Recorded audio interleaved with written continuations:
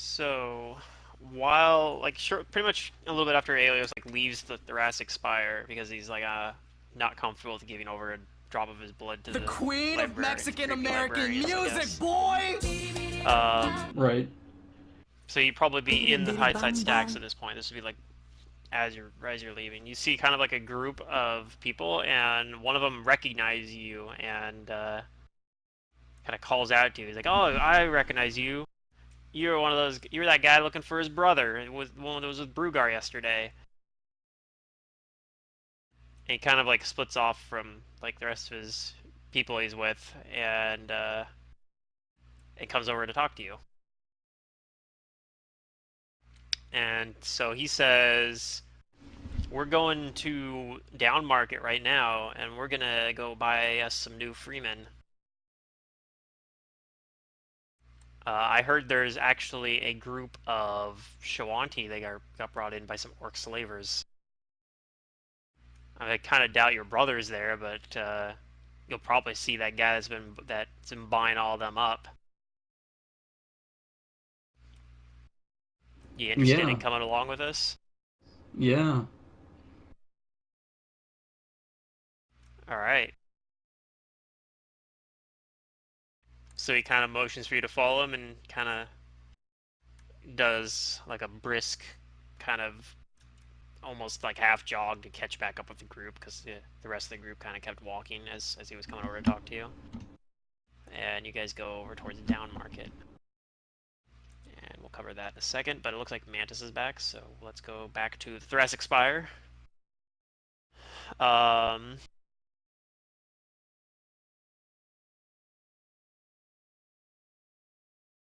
so one thing I'm gonna say that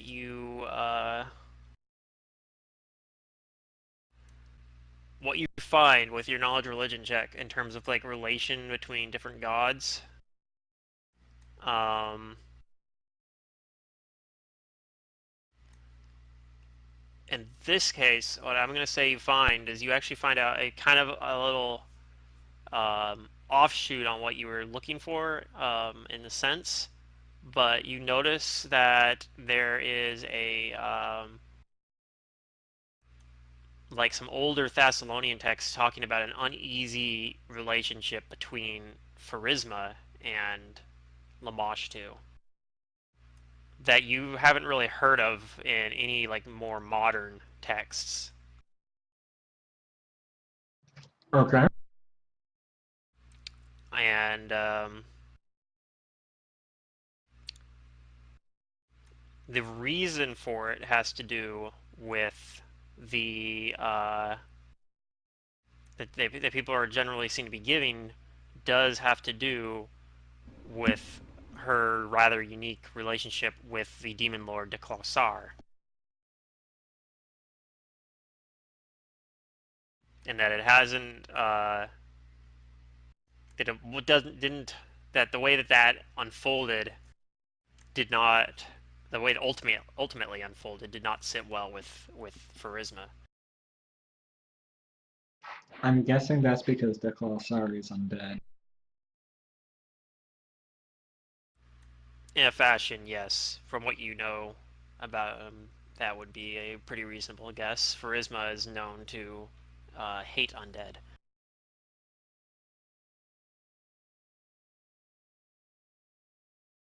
Okay, I'll expand this search and add to it stuff relating to Pharisma, and I'll Okay. take down the sources in these books as well. Okay. And unfortunately, Philippe doesn't understand Thessalonian. Right. So he can't really help you much in that particular line.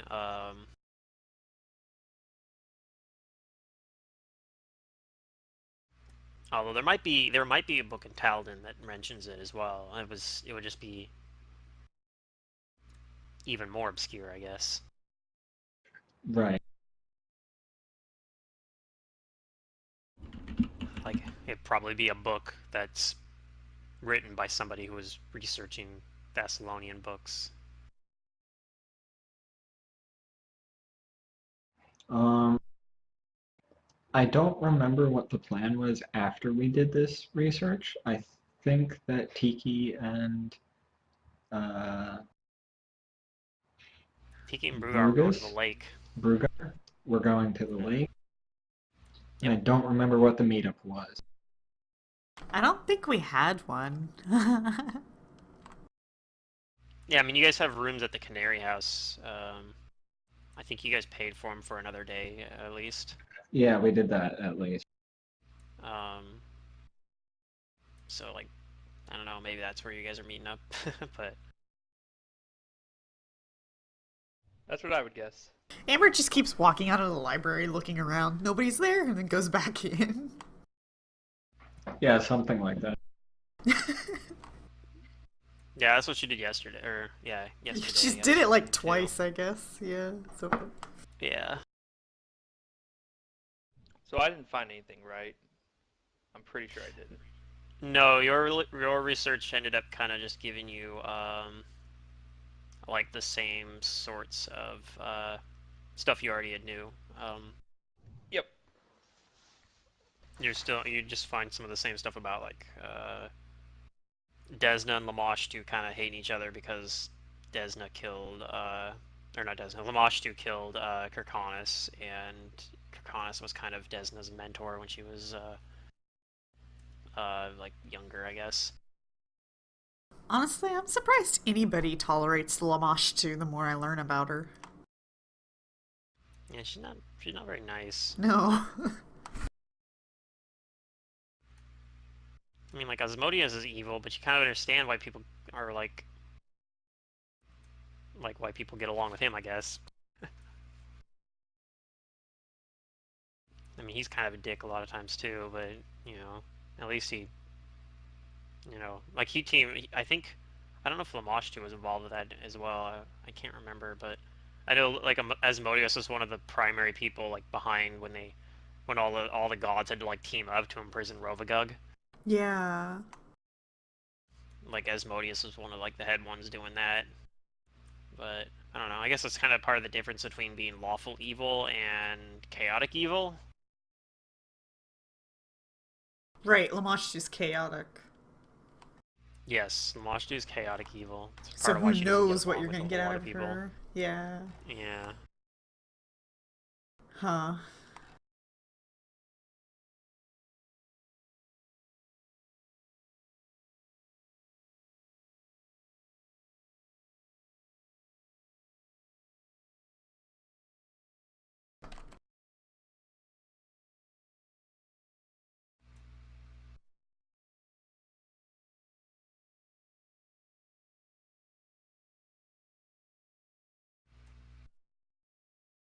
So you guys, after, uh, like Amber, after you kind of find out like about this kind of this connection with Pharisma that you hadn't really, uh, at least this is, I think this is new information to you guys. I don't think that's really like you guys Yeah, have this is heard.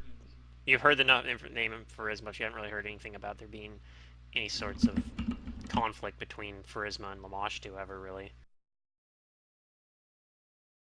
Who is Pharisma?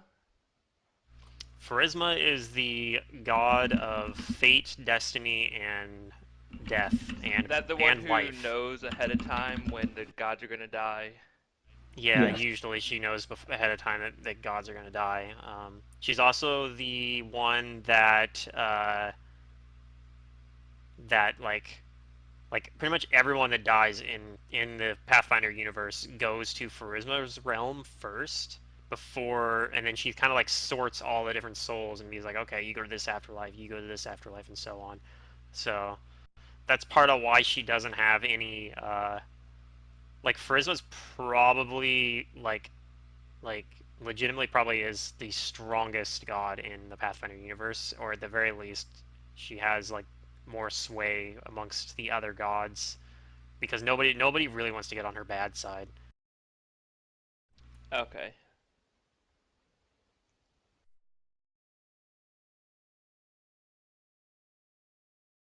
because yeah, like the followers of all the other gods, like all their followers when they die have to like pass through Pharisma's realm.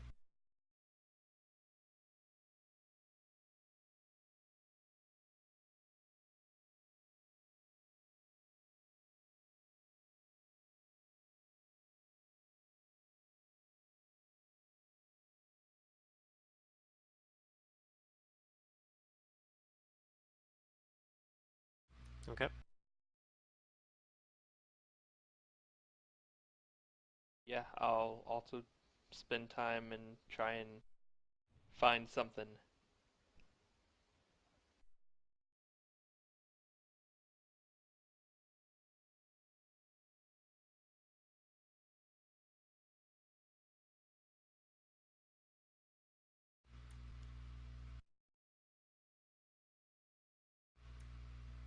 Dope. That roll.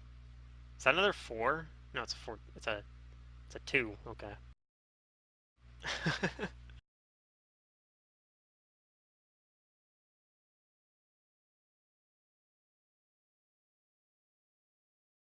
Right. I think you're up to like a +6 or something, and an additional like +2 for knowing Thessalonian and having Yeah. like more books to look through.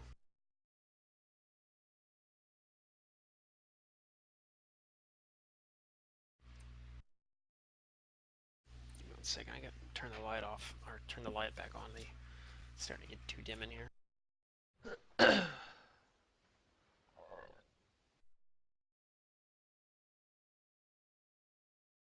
Okay.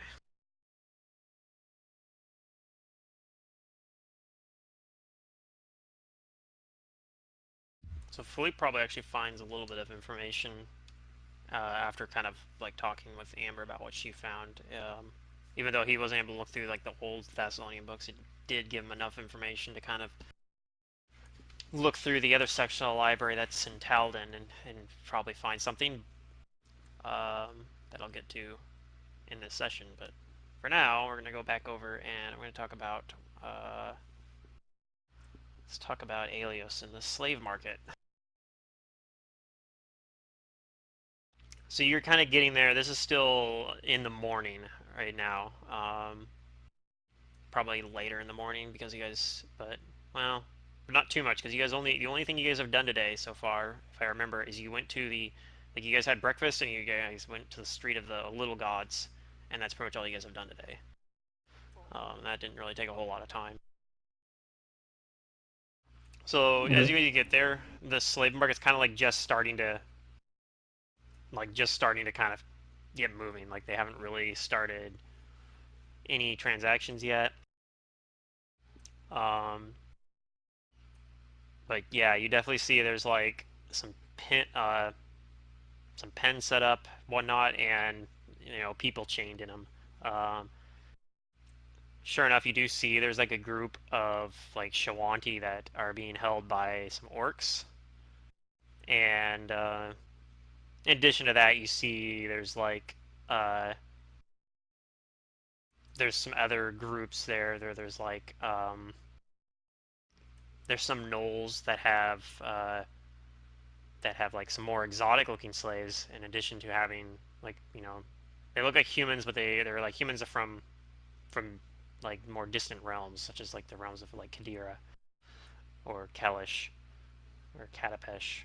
Um, and they also have like they actually some of the slaves that the gnomes are bringing in are actually other no, or not gnomes gnolls, gnomish slavers. That'd be something different.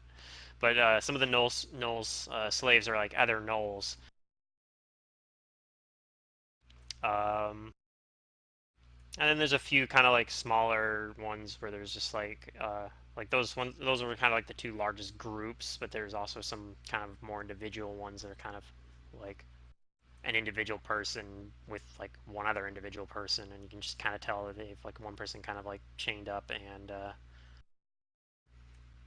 you can kind of surmise that that's going to be like an individual person being sold by one other individual person. Um, but yeah, you see that people are kind of forming up in the group. You see there is kind of a platform up, um, like at the front of this kind of clearing that this is all taking place in. I believe this would be right around, going by my note that I have on here on the map, kind of somewhere around like maybe here or something. But Yeah, do you have any sort of things you want to do here specifically, or No, you want to wait I'm until? gonna stand around and watch for now. Okay.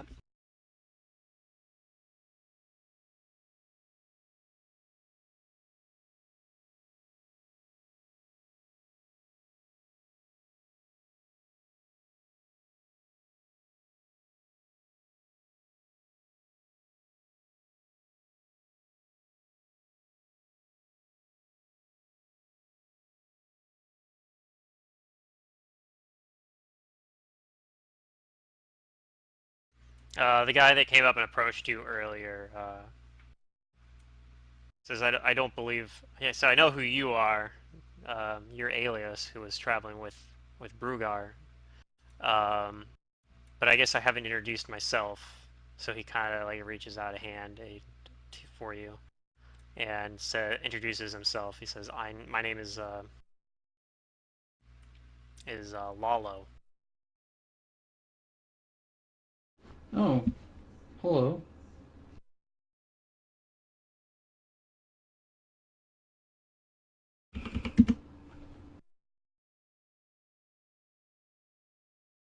And yeah, he says like you probably can't tell because I don't really have any of the tribal tattoos, but I'm actually Shawanti as well.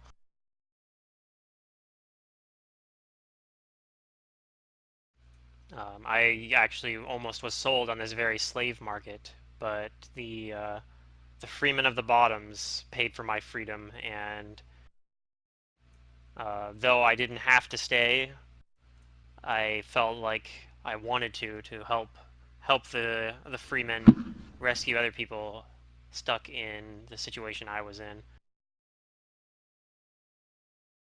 How long ago was it? This was probably about a year ago. As I said, though, starting about probably 4 or 5 months ago, one of the uh, one of the um, oh, was it the Aldocs? I think was their name. Ardok. The Ardok brothers in Biss started buying Shawanti specifically.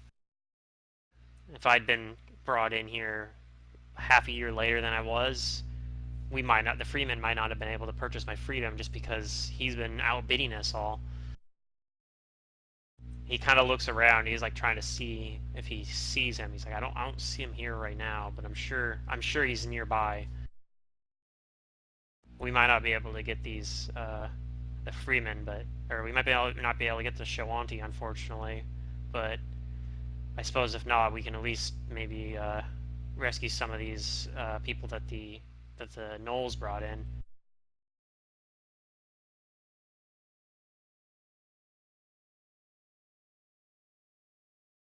Okay, yeah,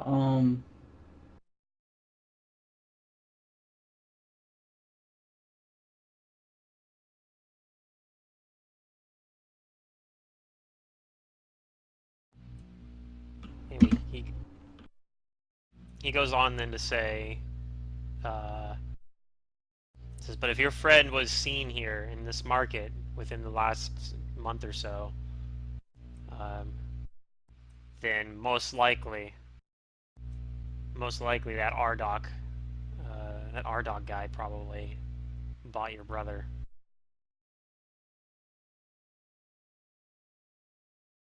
oh, okay.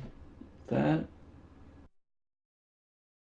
But be careful. He's an Ardok, and all the Ardoks have a lot of power and influence in Kaer Maga.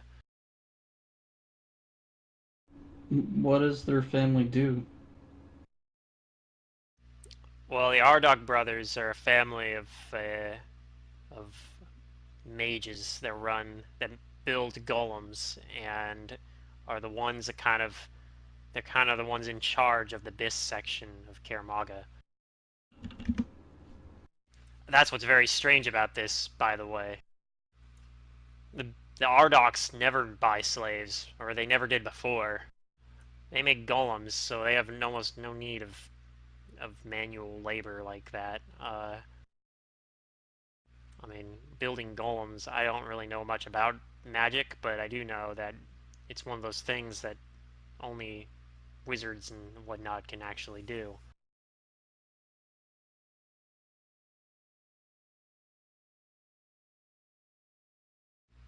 You can't really buy slaves and then have slaves help you make golems. And if you have golems, then they can do most of the physical type stuff that slaves would normally be doing, right? But Yeah.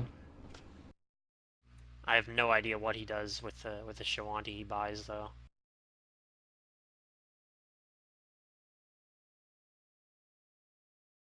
Nor do I know why he specifically only buys Shawanti. If we see him here, you'll notice that he only bids on the Shawanti, and he won't bid on, for example, any of these people that the Knolls brought in.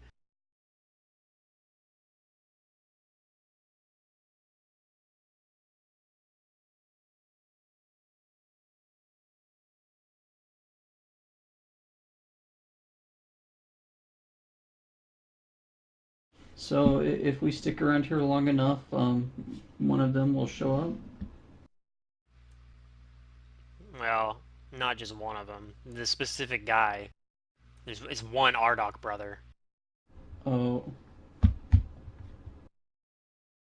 But yes, I'm sure he might be here now. I just don't see him right now.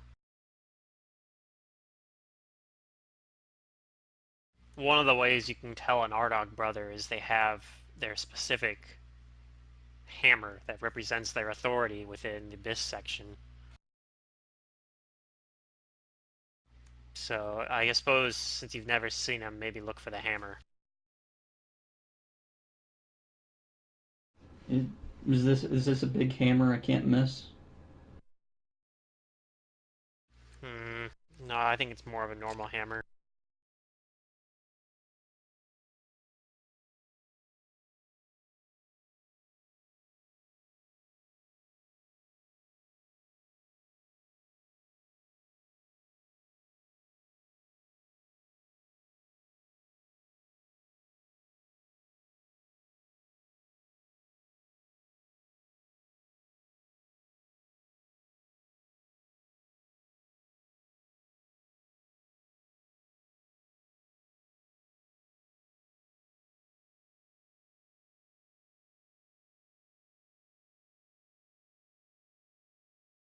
Actually, no. It's a large kind of sledgehammer looking thing.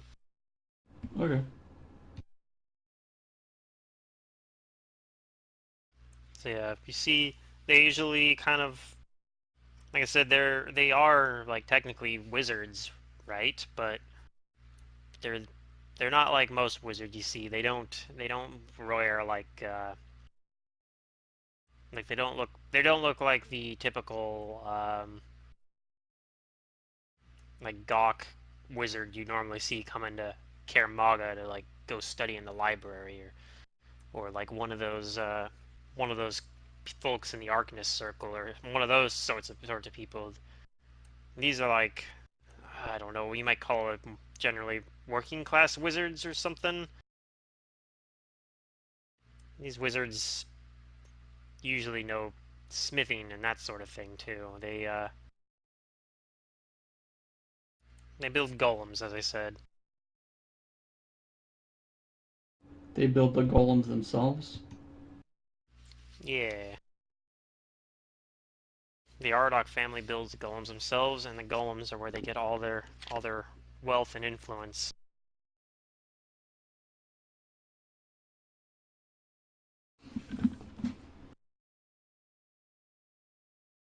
And if you want to roll like a perception check, you could maybe see if you do see the Ardog brother, but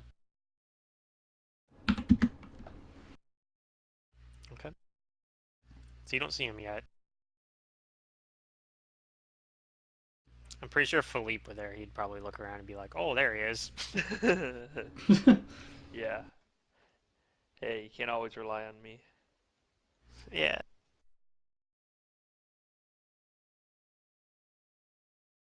Okay, I'm gonna switch back to. I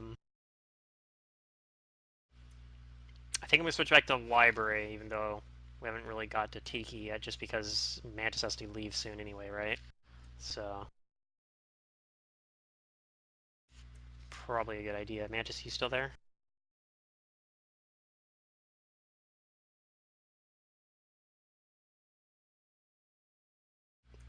Doesn't sound like Mantis is there right now. You said be right back changing. Oh, I missed that. Okay, yep. Oh, I Just didn't see that probably either. He Yeah. isn't back from that yet. Well, his knowledge roll was like really bad, but so actually Philippe is the one that ends up finding a little bit more information along those lines. Um,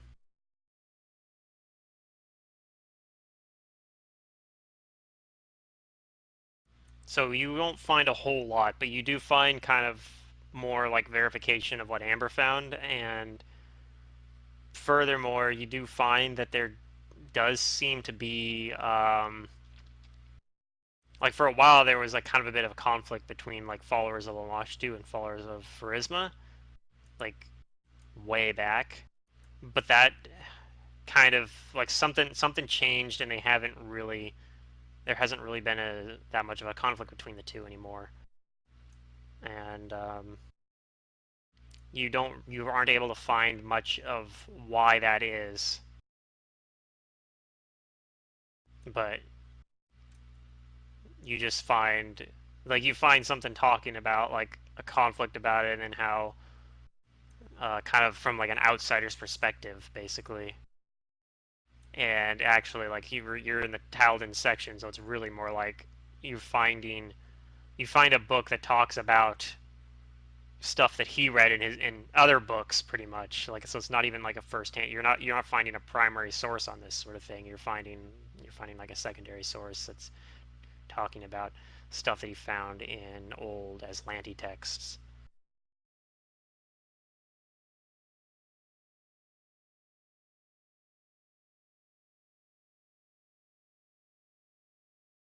I don't know. I guess I don't really know how the mechanic works. Should I just like keep searching? Should I like? um well, with that information, I guess, is there a different line you want to continue down? Is there something in particular that you want answered? Well, I suppose I probably want to answer why they used to not get along and now they do all of a sudden get along. That seems suspicious. Like what changed is what you're looking for, right? Exactly. Yeah. Okay. So that can be either A couple knowledge hours history or doing knowledge math. religion, whichever one is you're better at, I guess. Um. Same. Okay. So.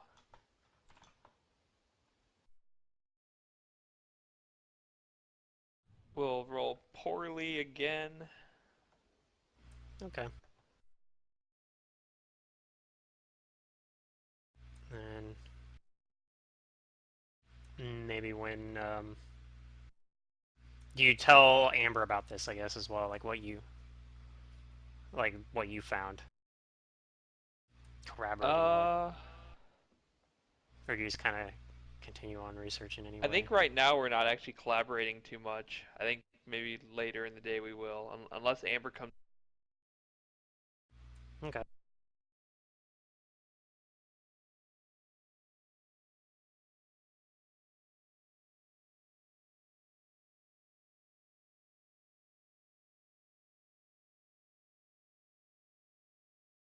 And I guess since Mantis isn't here and Secret's not here right now,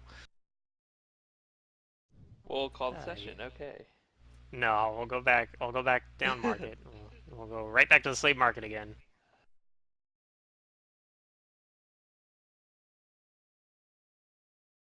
So they kind of start out some of the proceedings. This ends up being more like more of the small, like individual ones going up. There'll be like one guy walks up on there, and there seems to be like some sort of order to it. Like they have kind of like a guy kind of standing there, and there's kind of a line being made with people that have stuff they want to sell. Well, looks like Mandus might have already had to go to his interview then. Anyway, yep, he just logged out of Roll20 as well. Okay then.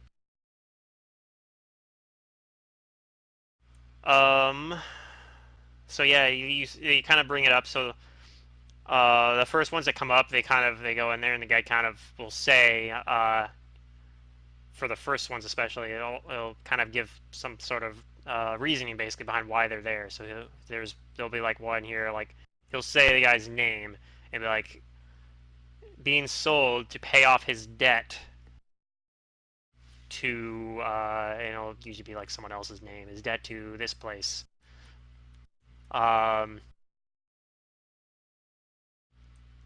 So yeah, he brings up like a guy, says he's like a man that's from the it's from the Abyss section, actually, and he's a craftsman that works there, and he owed a debt, and in order to pay it off, he agreed to be sold by that said businessman that he owed the debt to, as a way to pay it back. So there's a few that are kind of like along those lines.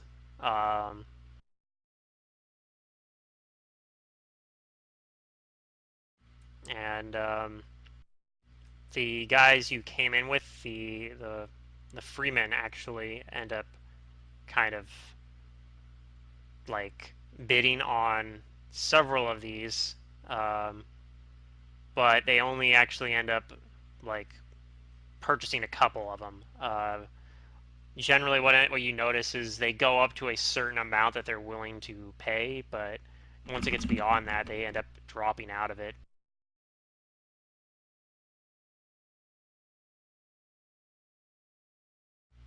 And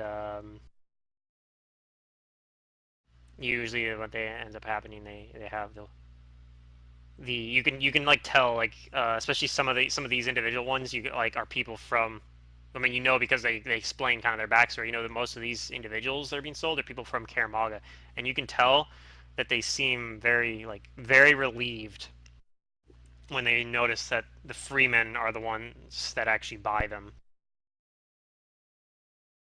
And you can kind of see the look of defeat, like in the on the other hand, when other people that are being bid on notice that the freemen end up dropping out. And that's usually on people that are it's usually on people that are like very skilled craftsmen and such, usually have higher bids on them. And okay, cool, Magus, since you're here again and you have to go soon, I'm going to switch back. So yeah, you didn't really find any new information on it, but Philippe did. I don't know if you ended up going to talk to Philippe or not, but Probably. Well, in that So- case, I would have told you that the Lamashtu. Wait, who was it? Lamashtu and the Fate chick. Mashtu Charisma. and Charisma, yeah. He kind of So found they something used- similar along the lines you had, but yeah, more so specific. I mean, we compare notes, and you're like, yeah, Charisma and Lamashtu used to not get along, and I'm like, yeah, I found that too, but then something happened and something changed, and now they're getting along. So I want to figure out what that change is. That's what I'm gonna look at next. What could have possibly happened to make them who weren't. And one thing, since you guys are discussing it, now Philippe found this basically using a text that was looking. I guess technically most of the stuff that the researcher he was reading was old Aslanti texts, but some of them may have been Thessalonian. So perhaps he would show you that book that references these other books. So maybe Amber would actually be able to go look at the primary sources. Sure. For some Okay. of them at least. So So, this is a yeah, book I since found you guys in. are discussing Here's it, basically. its primary sources, and if you can read some of that Thessalonian I can't read, maybe we can find more information from the primary sources. Does this require another knowledge roll? Yep. Okay, I'll do that. Or a history roll if you're better at those. And I then don't should believe I just so. roll for looking more into like that change thing in other books, like non-primary? Or is that what Sure. that? Oh, I There already we did that roll. go. Was that the 22 I rolled or not? I think that was the 22 I rolled. Oh, that was the 22 you rolled. Okay. Amber might have found something in the primary sources though. Seems like.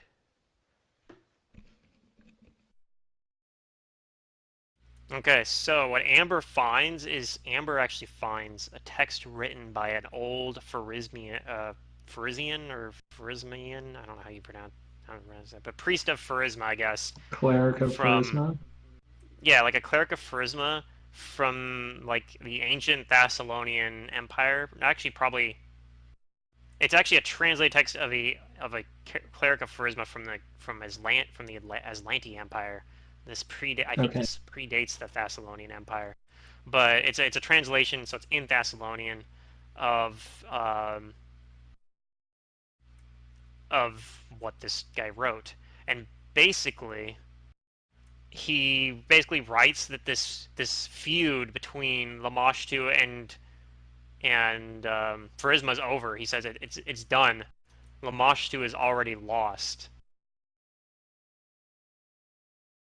He's like, I've seen it, and there's no need to continue this. The Klausar is effectively is already dead. That abomination will soon meet his end. Okay, Now, and how long ago was this? this was thousands of years ago. I guess that might be soon in terms of God's speech, but Right, that's he kind seems of to still maybe be around. that's a decent speculation. It would be that perhaps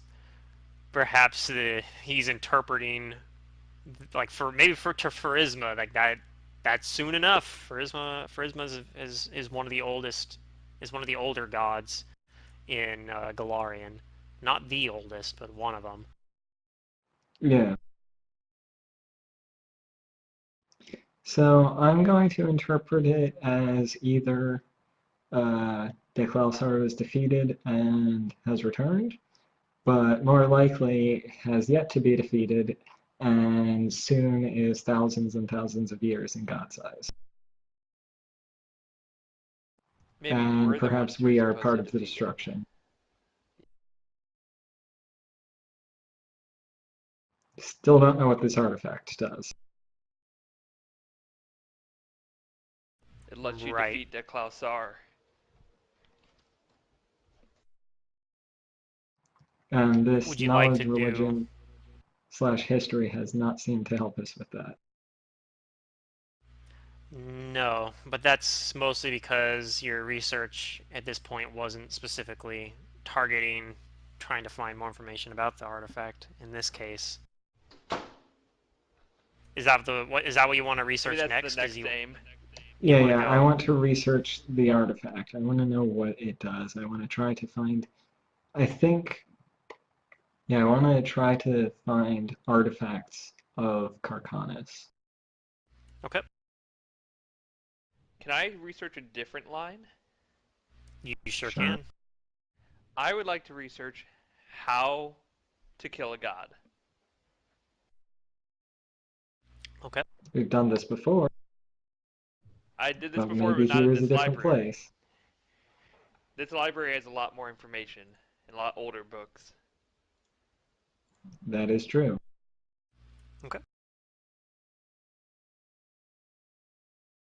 So What time of day is it? It's got like we've been researching at least a few hours. yeah, you guys are Yeah. probably a little bit ahead of where like Aelios and Tiki are in terms of like you haven't even got to Tiki yet. So it's still morning for Tiki. It's still morning for Aelios. You guys are probably in like early afternoon at this point though. Okay. I will sit back, wait for my call to come, and I will leave vent and d20 when, or roll 20 when it does. Okay. I guess we could either do the knowledge checks now, or we can just wait. We should wait now that I rolled. Well, I mean, I we're gonna guess wait we'll to do the reveal what now. you guys And find. then let me re-roll later. Yeah. Oh, okay. I'm gonna reveal what you guys find, like, probably later. Okay. Possibly even next session, because like I said, this is probably gonna be a shorter session since we're gonna be like missing 2 people soon. Half the people. Yeah. Yeah. But I do want to, like, I mean, I want to have at least a short session, if nothing else, just so Yep. we keep things moving a little bit. We're pretty good at this game. Hey, your roll was, well, it was below average if you count the inspiration roll. Yeah. No, his roll was average. His 20 was average, his 1 was below average, though. That's true. So his total roll was like 2 below average. I haven't had any good rolls, like, at all. My best roll on all the knowledge checks is the one I had where I got 26 with 13. Yeah. Yeah, your modifier is not too much worse on knowledge than Amber's. It's a little bit worse. Amber's slightly better at being a researcher in this context, just because of the extra languages as well. No, Yeah. most of it comes down to Your this import? specific knowledge is a class knowledge. Ah, yeah. Other knowledges that I have, he'd be better at me than. Like planes, nature, dungeoneering. I just have a I lot might be more broad knowledge and a lot less specific history and religion knowledge. Yeah, Philippe has like plus 10 on pretty much all of his knowledges, right? 9 or 10 on all of them, yeah. Yeah. I'm missing a few knowledges Jack of all trades, because they're master of not none. academic enough. Like knowledge nobility. How do you become a noble if you don't know what the noble are like? I'll deal with that after I become a noble. No, you have to know how to be a noble before you can become a noble. Nah. Look, we'll get powerful enough that we can found our own countries and regions, and then we can be the nobility. First, your country must be lost before it can be found.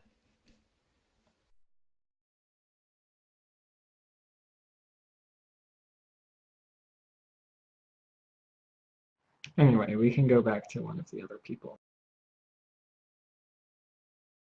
Okay. Is Secret back from her long phone call? I'm assuming she hasn't clocked out yet. Is the I know that too, but she had like in chat that she was on a long call, so I wasn't sure if she was done with that yet. Okay. Sometimes it's hard to distinguish between people's messages. Yeah.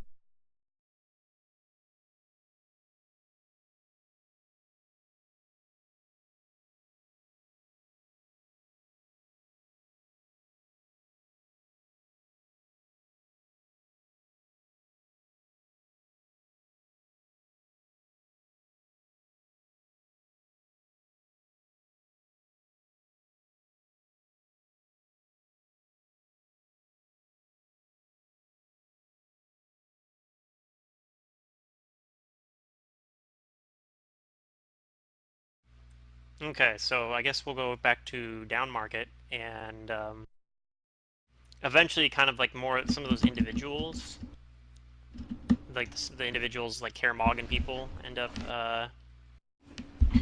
like they get through like a lot of them, and then eventually it comes up to the point where the orcs that came in with Shawanti warriors that they captured in battle comes up, and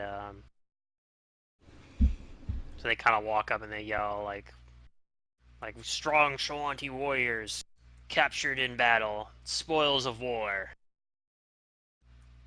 and they kind of start bringing them out. And at this point, you do notice the Ardok brother that the because he starts bidding on these guys, and yeah, of course, in case you didn't see him, which you probably do, that's that 19 perception you did earlier, but he also gets pointed out to you. Okay. By Lalo, and he says that there is Akai Ardok, the one who's been buying up all the Shawanti. Like, we'll probably try to bid on these Shawanti as well, but like I said, he always outbids everyone. It's very rare that anybody. If you go, I've seen it before where I think I've seen before him be outbid on a couple individuals, but he gets, I'd say 90% of the 95% of the Shawanti that come through this market, he buys them up.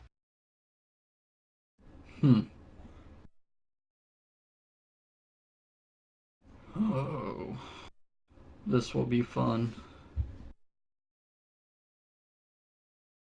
So yeah, the first one comes through, and like the first bidding starts, and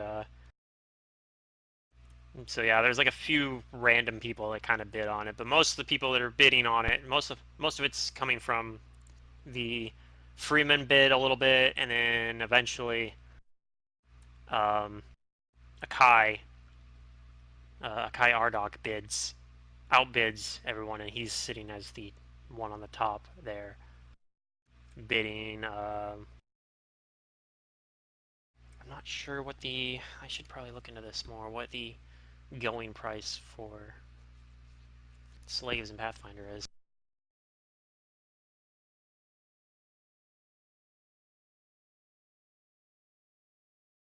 Wonder if there's a. I think. Oh, yep. There we go. I think I see it here.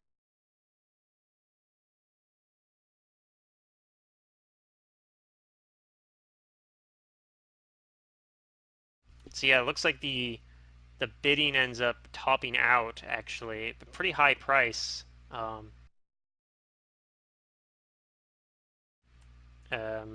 He ends up basically kind of outbidding everyone once it gets to about 150 gold pieces, and that's so for this first one, that's where it actually ends up at.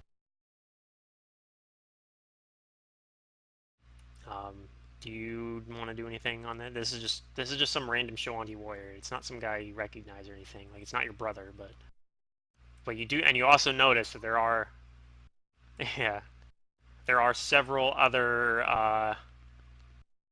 like others behind him, like behind, like kind of that the orcs brought in. It looks like the orcs brought in about just short of a dozen. Like, it looks like there's 11 of them that they're selling. And then they also have, it looks like they have some orcs and half-orcs that they're selling as well, but they're starting it off selling the Shawanti. Okay. Boop, boop, boop.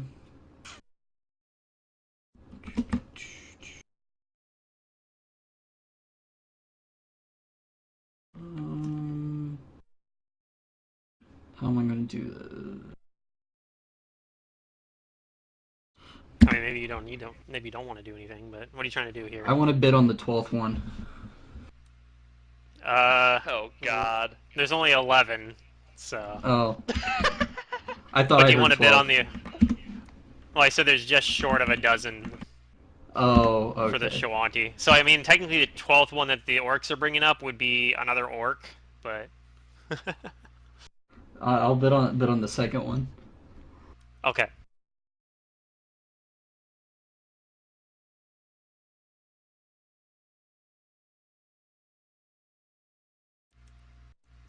So yeah, the second one then comes up,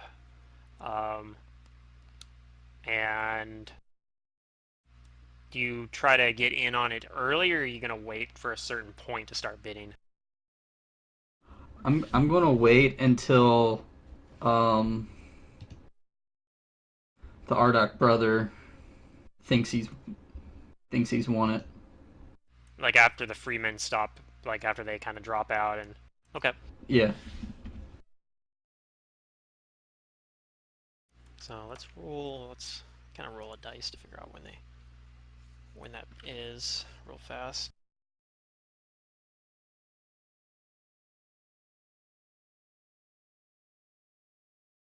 So at 120 gold, the Ardog brother, Akai, let me spell that out. So that's his name, Akai. Oh, I got that spelling all wrong.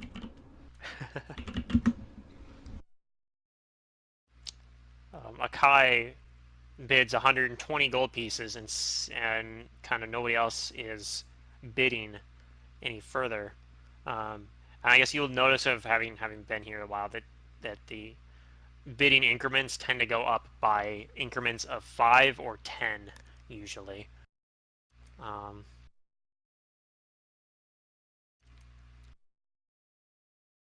In this case, it's been with these Shoanti warriors. It's been in increments of 5. All right. So yeah, do you raise up like your you shout out that you want to bid on it, or raise your hand or whatever? Yeah, I yell out okay. 130. Okay.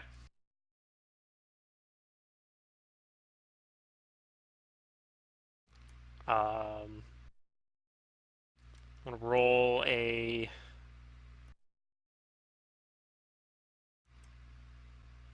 Like when you do this, do you do anything else? Do you try to look over and see his reaction, or do you intentionally kind of try to ignore him as you do this and focus on just the I'm auction, ignoring I him guess? for now. Okay.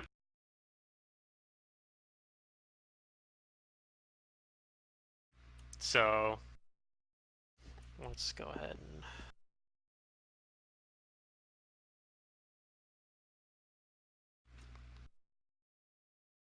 Okay.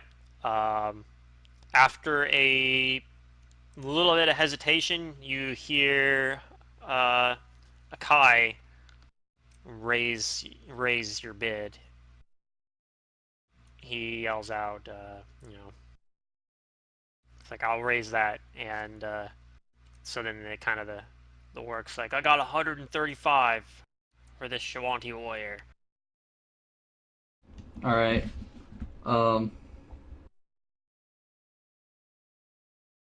So this time when I yell out my bid, I'm gonna look over at his reaction. With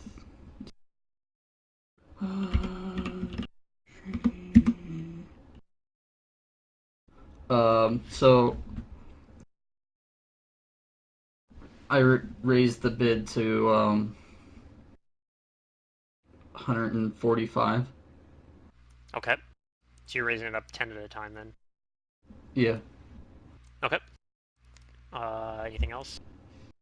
Good, scare him off. You look over. Do you want to do a... Yeah. Okay, either perception or sense motive. No, do an intimidate. You could do one of those too if you'd like. I'll do an intimidate. Yes. Sorry, didn't mean to. All right, so you kind of glare at him after you do this. Then basically, is how I'm picturing this. Yeah. So he kind of tries to glare back at you as well. But you probably aren't very intimidated by, or maybe you are. I don't know. I'm not gonna roll a intimidate check with him, but yeah, he doesn't seem terribly like scared of it, but he does back off. He does not continue bidding on this particular guy, and Okay. You actually end up winning this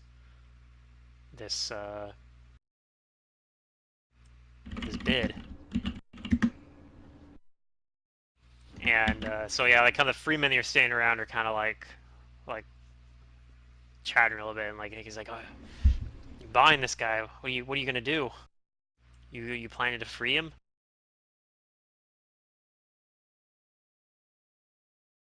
Are they asking me this, or is this just like side chatter? I mean, they're kind of asking, like one of them kind of is asking you, you gonna free this guy? But I mean, if you want, like you're kind of motioning at the same time, you're kind of being motioned to go up. So, um, I'm just yeah, gonna it's up to you. grunt. Okay. And I'm assuming you walk up to where the orc's kind of motioning you to come up and get this slave. Yes. Okay. And I assume you have the 145 gold to give him. Right. Okay. So as soon as he kind of, as you get up there, he kind of like has his hand out ready to take the gold. Okay. Yeah, I just give him the gold. Okay, and he kind of just shoves this Shawanti warrior down towards you, and you now have a Shawanti slave that you've purchased. Okay. So I'm gonna take the slave and go back to where I was standing and stay there. Okay, and he seems to he kind of feels like he looks like a lot. He looks almost kind of relieved, like he thinks maybe you must be what he sees. You were standing over by the freeman, for example, right? Yeah. And so he kind of seems a little relieved when he sees you, and then as well as sees you going back towards them. He's thinking maybe you're part of the freemen. Um, do you bid on the next one too, then, or do you kind of just go back to just watching the rest of this? Um. I'm sure you can already tell that it's gonna be very expensive if you want to try to outbid this guy on all of them, though.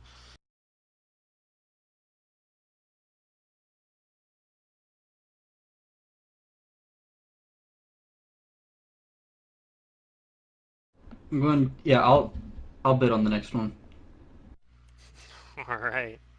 Do you do anything else like with this one you got, or are you just gonna kind of leave him as is for now? Um. I'm just gonna kind of ignore him if he's trying to make any like gestures or speak Okay. to me.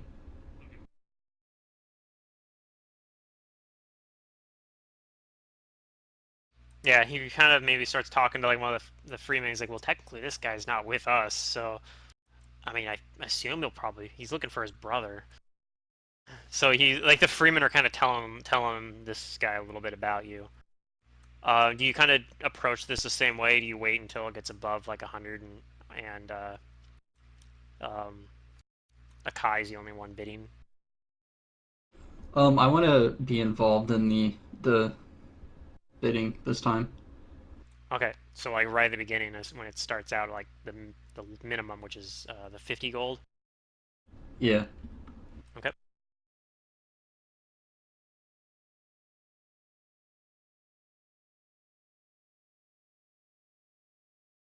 So yeah, you start kind of bidding on it. It goes up to is there a cutoff point, I guess, where you would stop bidding? Good question. I would stop bidding at 300. Okay. I mean, and That's clearly what we pretty. need here, Pluto, is you being an auctioneer. I don't have a very good auctioneer voice, I got to admit. It's difficult. Yeah, it's really hard. Yeah. It's something I'd have to practice, and even if I did practice, it probably wouldn't be a very convincing auctioneer's voice.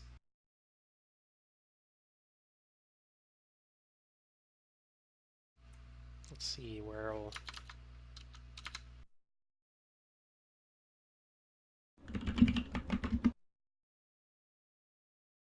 Okay, this time, like, he seems a little annoyed, and he actually bids a lot higher than he normally...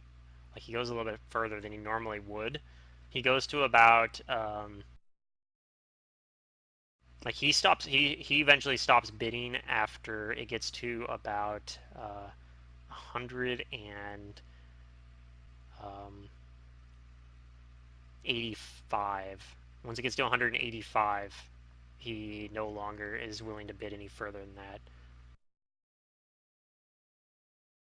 Okay, is that 185 my bid? Yeah, since you said you were willing to bid up to 300. Yeah. So at that point, you end up winning the auctions. You get a second one. The same sort of process pays out. The orcs. Oh my god. We're gonna have a slave army. All right. I'm gonna go for another slave. Oh Okay. my god. Same premise. Okay.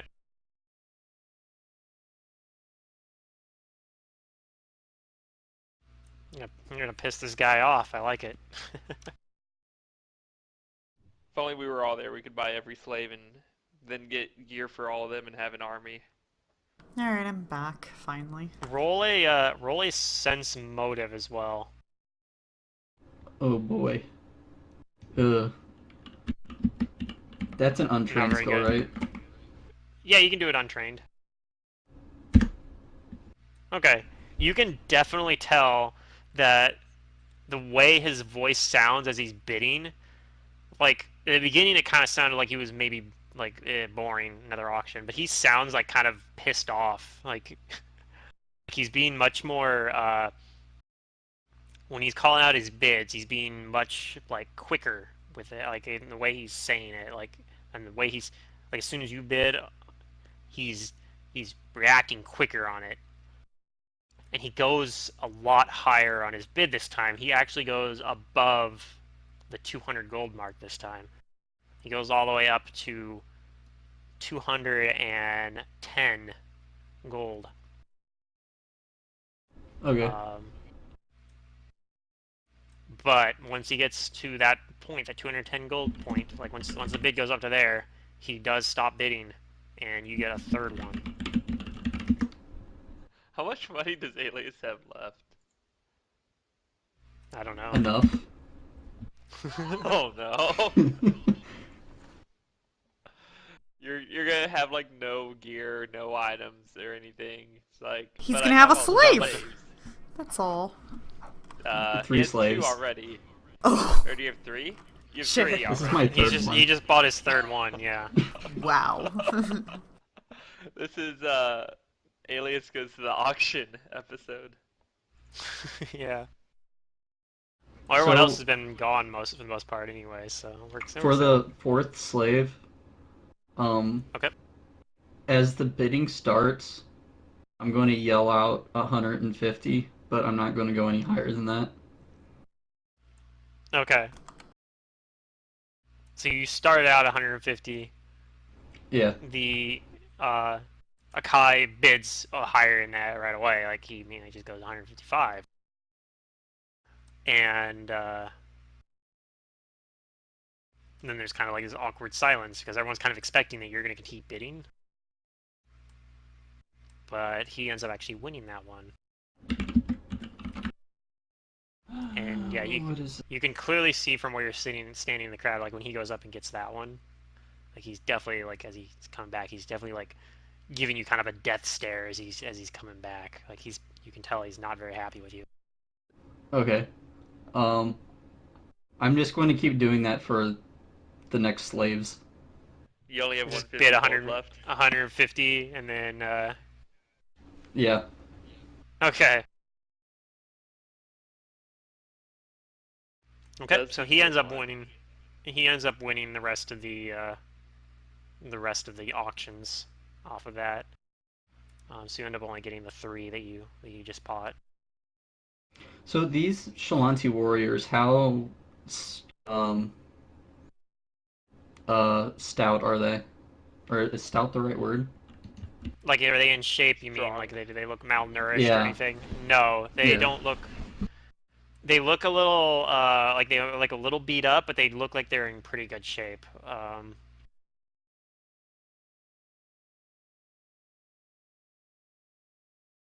You could Okay. possibly ask them some questions as well, maybe get some more information about them. But But yeah, from what you can just tell, just from like looking at them right now, they look like they're kind of like there's a lot of like scratches and bruises, and some of them have kind of like scabbed over wounds that look like they maybe got hit by like a slashing weapon or something there. But otherwise, they look like like they're perfectly fit.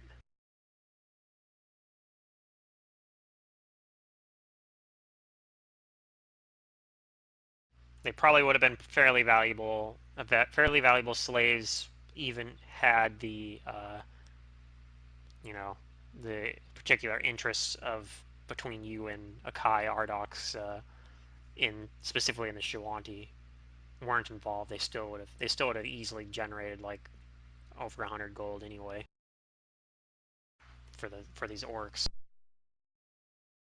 Okay. So what else do you do with these guys? Do you talk to them at all? I'm.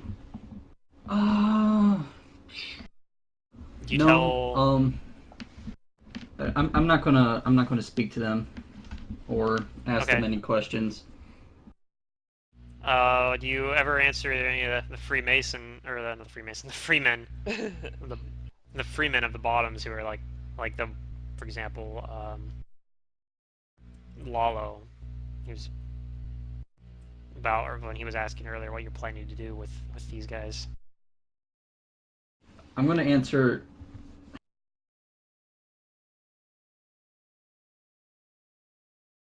Like he seems that he's hoping that you're gonna like free them basically.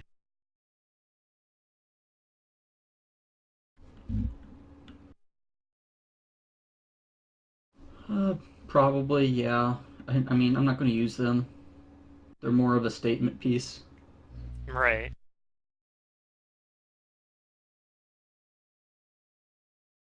But they're not free yet. Eventually, they will be. Okay. So are you gonna stick around for the rest of the auction here?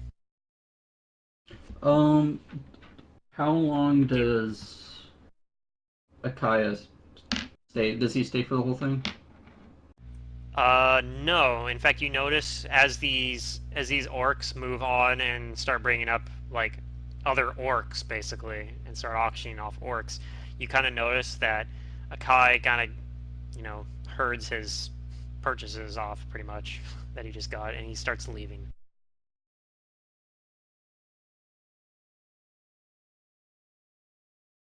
And one of the freemen, not Lalo, but one of the other ones, kind of goes over. He's like, "Oh man, that was awesome. Did you see how angry he looked?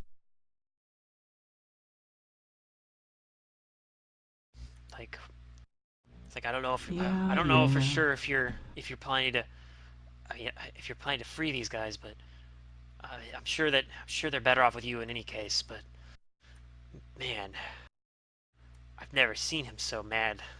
That was awesome." So I'm finally going to turn to the Chalantes and ask them if they know anything about who that man is. They kind of look around at each other and said, "Just that we were told that he buys all the Shawanti. Even the orcs mentioned him when they captured us. They said that I believe it was something like we'd fetch a pretty penny from that Ardok." All right. So this is going to be directed towards Lalo. How many Shawanti do you reckon he's purchased over the time? He kind of like taps his chin a little bit and thinks for a short while, and then he says, "I'd reckon probably at least 200 over the last 6 months." He lives in Kaer in the city, right? Yeah, he lives in the Abyss section with all the other Ardocs. But like I said, the Ardocs control that portion of Kaer Maga. They're basically the law of that section.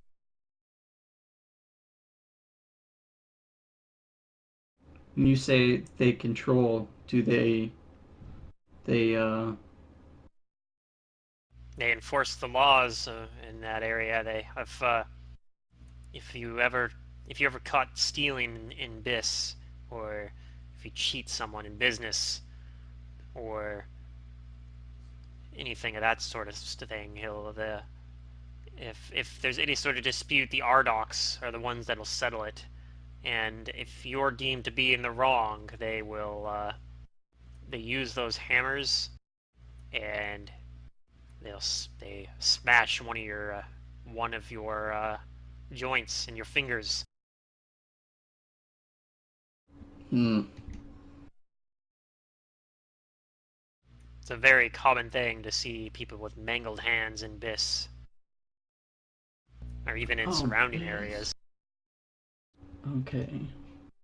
So it's a section that's right to the left of Downmark. Yeah, I see it. I wrote it as Abyss. Oh.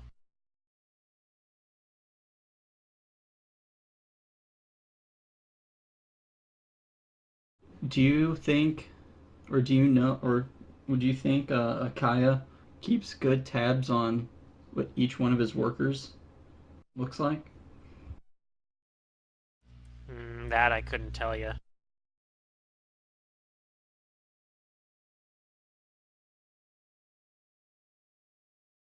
Okay. You talking about his slave workers that he's buying here, or are you talking about slave workers? like the people that work under him in golem crafting? So yeah, like I said, I'm not even sure that he buys the slaves as workers. Like I said, I'm not really sure what he needs Shawanti for, or what he does with them.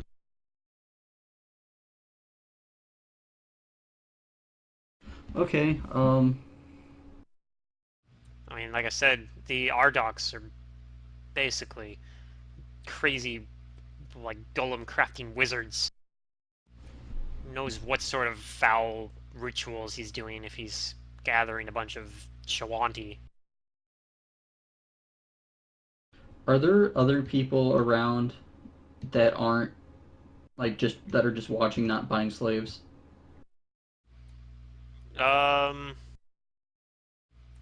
Not. I mean, there's people that weren't participating in the Shawanti purchases, but I guess there probably are a few people that haven't like purchased anyone yet. I guess, but there are people that are standing around, I suppose. So I guess to answer your question, yes, there are some that are kind of like. There definitely are people that are like separate from that aren't part of like that weren't part of like Ardoc's entourage, which is already left at this point, and aren't part of the Freemen. Like there's some other people there as well. If that's what you're getting at. Okay.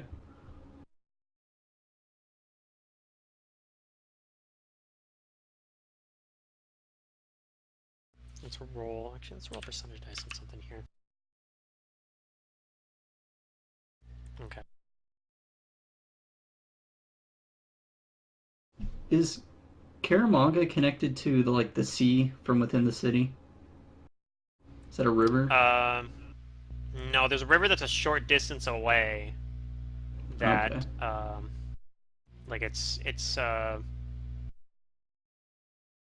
pretty much the closest river is the one that you guys took a riverboat for like the last portion of, and that river technically goes all the way to the sea past or past Magnamar actually.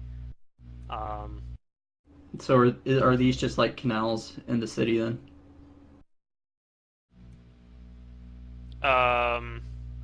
Yeah, like okay, so you mean like these sections down there? Yeah, those. There's water that comes from basically that lake. Oh, that's a lake. Okay. Yeah, there's like a lake kind of in the middle of it, and there's water that comes from that lake. If you have knowledge nature, you can go ahead and roll that on this lake. Yeah, Alias isn't very knowledgeable of outside things. So yeah, as far as you can tell, it's like, okay, there's a lake here, and the water comes from the lake.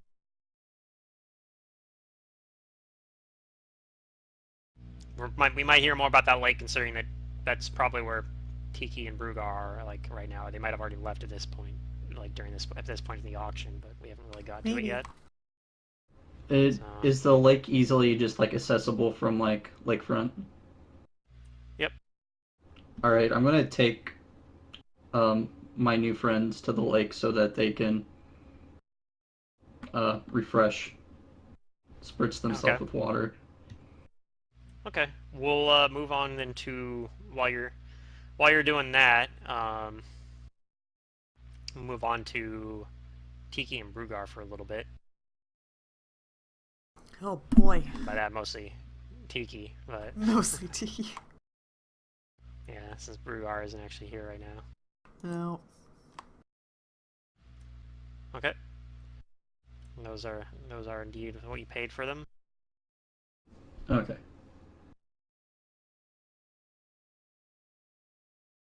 So yeah, does Tiki have knowledge nature Oh, by chance? good question. Maybe. Yes. Okay, go ahead and roll knowledge nature. Okay, so you can tell, like, when you get here and look at it, you can tell that there's something unnatural about this lake. Like, this lake shouldn't be here by rights. It's just randomly, it seems like it's just randomly there's a lake here. So you can just tell that whatever this water is coming from, this isn't a naturally occurring water source. I'll probably point that out to can- Brugar and just ramble on about, oh, not natural. This is weird. Mm-hmm. Do I know how it might react to be that. here? Like, does it look like it's, it's like crater-like to where it's actually holding water? Like, it's like I look down Yeah, and like it's you deep, can't see. perhaps. Yeah. It's very deep. You can't Okay. you can't see the bottom. Okay. But like the layout of the So- landscape, there's no explanation to this. There's no explanation for that you can, like, no natural explanation you can see for how this water got here. Other than maybe just rain collection?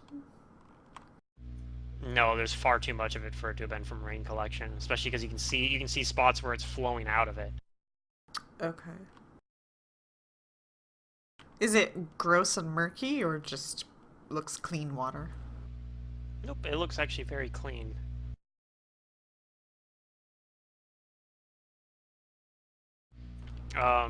So yeah, as you like get there, there's a few people kind of like on the edge of it. Some people will come over there and get like, fill up something like a basin or something with water and take it away. There's probably it's in the middle of November, so it's like fairly cold out. So you won't see like anybody like swimming or anything. But you do see a gnome coming in with comes up to the edge of it with like a boat on a little cart. He's kind of pulling this cart along with his boat. He goes up and he starts like pulling the boat off the cart into the lake. He's pulling a boat But into yeah, the otherwise, yeah, he's putting a boat into the lake. He pulls a cart up to the edge of the lake and then starts getting his boat into the water. But other than that, there's not really a whole lot of people around the lake right now. It's like I said, it's pretty cold out. Because you're in the middle of November right now. lake. Tiki's gonna walk up to the water. Not technically November, but okay. And like sniff it in whatever way frogs do. Okay. And if it seems normal and somewhat natural, she'll stick her hand in and take some water into her hand and drink it. Okay. Yep. And like it does, it seems like it's fairly it doesn't seem like there's any sort of contaminants or anything like that in the water. It seems fairly for a lake. It actually seems very clean, especially. But and the water itself, like apart from the fact that the lake doesn't seem to be naturally occurring, the water seems to just be normal, natural water.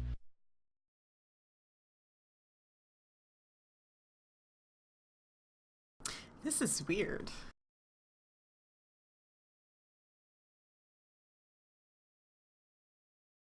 Maybe Brugar's like, yep, that's a lake. I don't know. Not really Yeah. sure how Brugar would react, unfortunately. Me neither. If you make like some sort of joke about it or something, I don't know.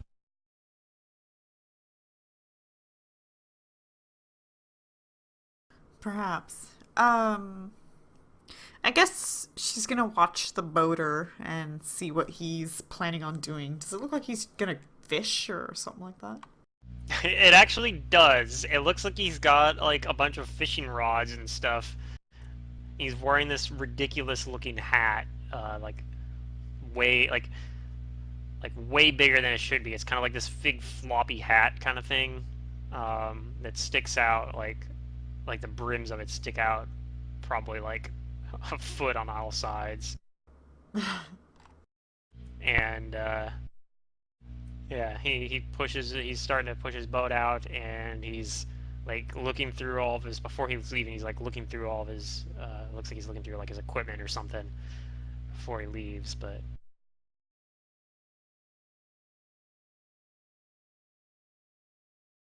you see like somebody's walking up over kind of the river and like looks over at him, and kind of you see them like visibly shake his head. And then like he kind of grabs some water in like a bucket and like walks away. Oh, the person who walked up over to him. Not up to him, but this guy that walks up to the lake and looks over at him and sees the gnome, and then just like shakes his head and he doesn't look pleased. Like he kind of looks like like, oh, this guy again. But he doesn't other than that, he doesn't interact with him at all. He just kind of shakes his head and then walks back away. Tiki gets interested in that, so she's gonna go up to the gnome. Okay. And she's gonna ask, are there fish in here? He's like, oh, not just fish, but amazing extra planner fish. Tiki shakes her head. What? Yeah, there's this fish that I've been trying to catch. I've seen him 2 times so far, but he's eluded me so far. No He's other fish? Strange looking, I don't know, like a fish that kind of puffs itself up and like it's a really big fish though, like probably bigger than me honestly, but I want to catch it all the same. It looks fascinating. I've never seen something like it before. I've fished in many places, but this is the first I have seen of this particular thing. Is that safe? Well, I mean, we can't just let safety dictate everything we do. If people didn't do unsafe things, nothing would get done. Really?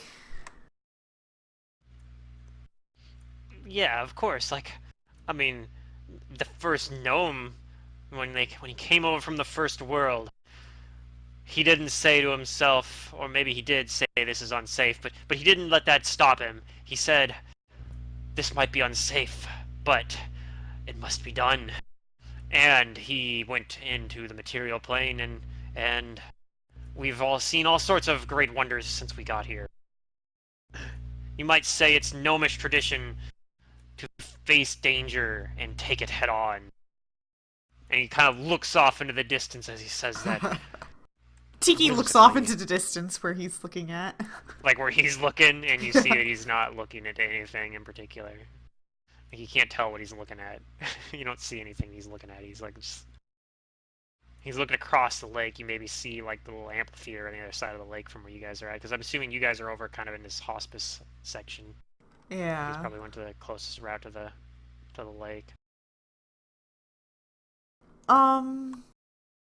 So what would you do if you catch it?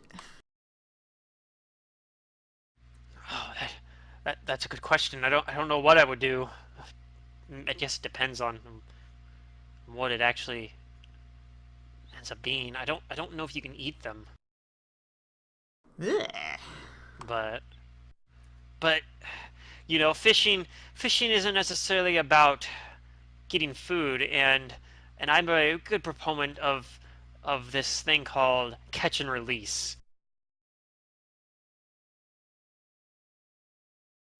So I suppose I might, it just for the thrill of angler versus fish battle, you might say. I'm like a warrior, but I catch fish instead of fighting people. She like starts scratching her head, slightly confused. And whatever Brugar says, I guess he'll say that. Yeah. I really kind of wish Matt was able to be here, but yeah, it's oh well. a little awkward, but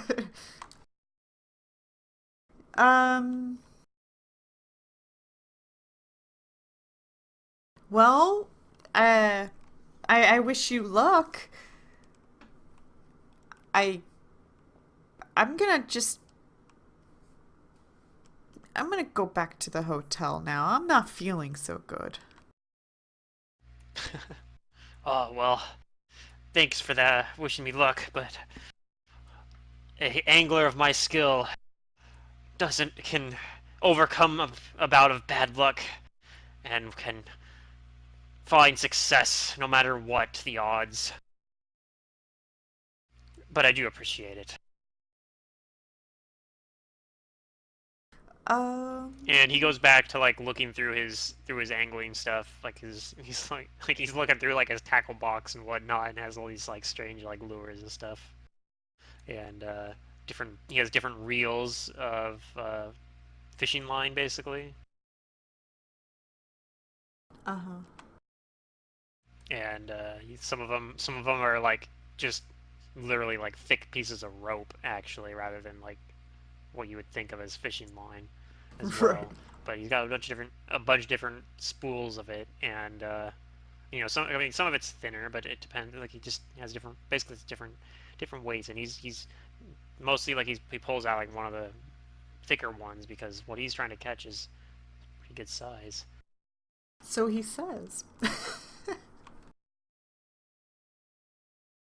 Yeah, he's like, this thing, I tell you though, it's something else. It's like a large, like huge fish thing with tentacles.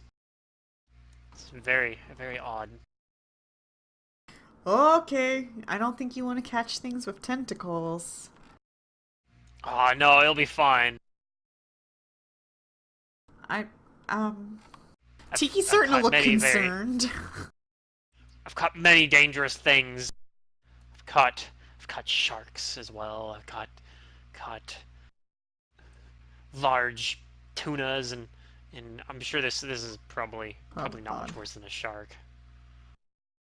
Alright, I'm gonna believe what I want, but at this time she's now beginning to think he's just tall-tailing. Okay. But she does turn around and notion to Brugar that she wants to head back to the inn. She's not feeling so good. All that alcohol, you know. Yeah, still feeling a little hungover. Just a little bit. Okay.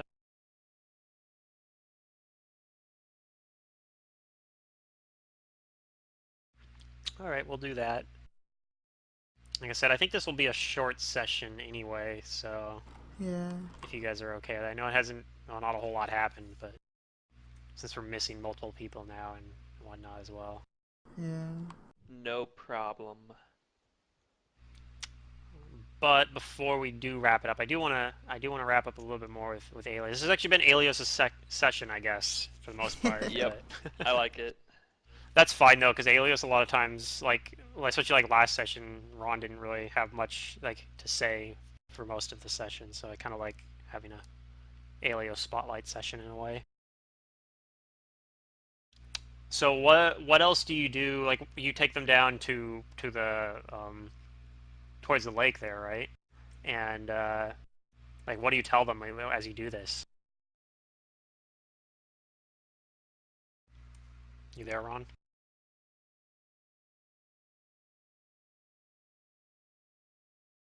Oh, my mic Yes. is muted. Yeah, I'm here. Oh, okay. There's not much chatting. Um, I tell them that they don't have to worry about the life that they were being sold into, and then to tell them to just um,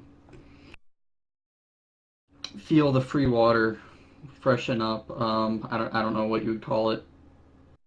Okay. And they actually appreciate that because, like I said, they're pretty, like, even though they look like they're fit, they did look like they were like pretty dirty, and they had like scabs and bruises and whatnot. So they actually probably, they take you up on that. They'll probably go in and they'll probably, like, even though it's like really cold. I mean, these are Shawanti warriors. They don't care about cold water.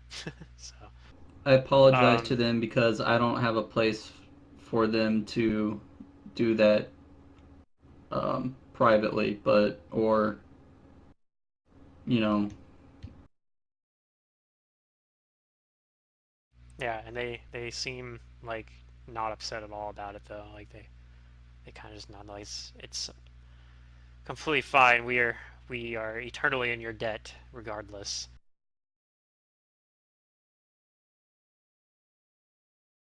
And so yeah, they kind of go in there and they kind of like kind of try to wash up their wounds a little bit.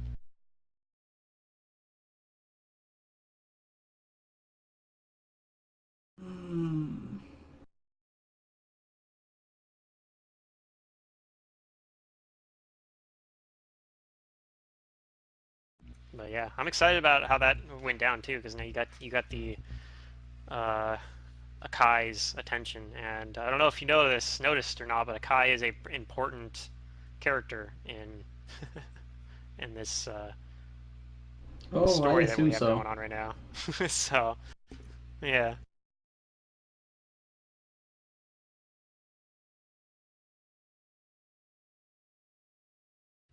So I guess we're probably gonna wrap it up. Like it's only been, we're not even at like the 2 hour mark, but we're probably still gonna wrap it up here real soon. But anything else you want to do for this session here? Anything anybody else want to do this session? So Brugar and Tiki aren't at the lake anymore. At this point, they probably won't be at the lake. You actually would see that gnome that they saw. You probably see him out on a boat. So there's like this guy on a boat out in the middle of the lake, and he's like fishing. He's got like multiple fishing rods out, and like he's just sitting on the boat. He's going around between his different rods, and like yeah. But you don't know anything else other than this guy, because obviously because you haven't actually talked to him or anything. But you do see him out there. This random guy fishing out there. Okay, yeah, I don't care about that. Okay. And if you don't know what you want to do, I guess with like after this, we can always just pick that up next session. Think about it for a little I while. just planned on trying to find anyone from the party. Well, I know they're in the library, but I don't want to go in the library. Yeah. Okay. Well, Tiki and Brugar went back to the probably went back to the Canary House. Um,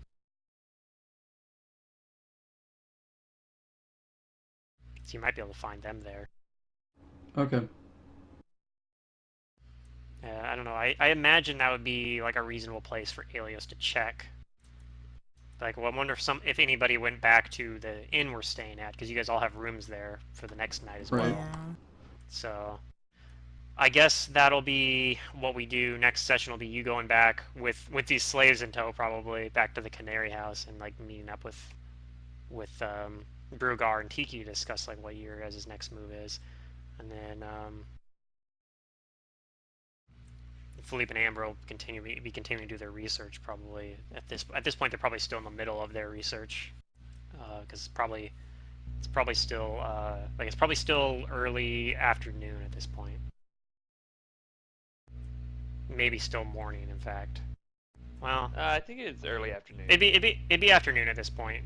Tiki and Brugar probably went back to the Canary House like several hours ago. She's probably been back there for a while, but maybe Tiki and Brugar had lunch or something there. Perhaps. But yeah, so sorry for the short session, but multiple people not here, so. Right. And, You'll just have to do a 6-hour session next time. Woohoo! maybe if I do that, I'm gonna make sure I'm I kidding. get Thursday or Friday off, but for that week. No, it's no big deal at all, Pluto.